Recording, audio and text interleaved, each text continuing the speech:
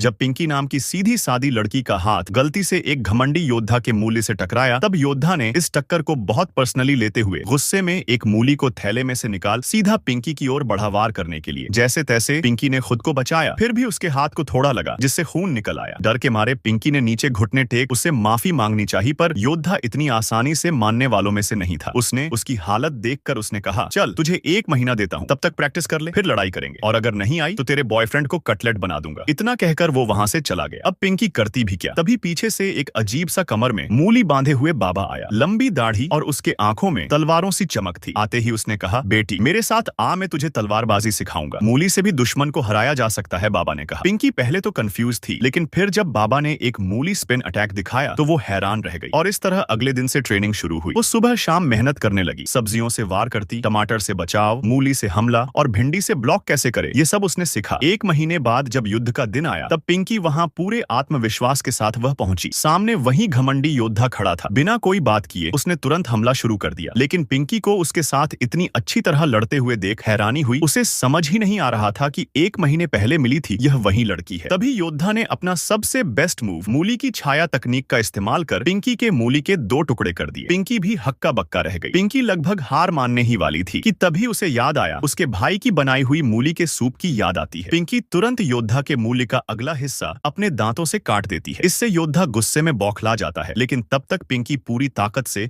अपना आखिरी वार करते हुए योद्धा को हवा में उड़ा देती है। लड़ाई जीतने के बाद जब पिंकी एक ताजी मूली लेकर घर आने लगती है, तभी रास्ते में एक वेस्टर्न स्टाइल काउबॉय रास्ता रोकता है और जेब से एक चमचमाती फिश हेड गन निकाल बिना कुछ बोले पिंकी की ओर निशाना लगाकर ट्रिगर दबा देता है।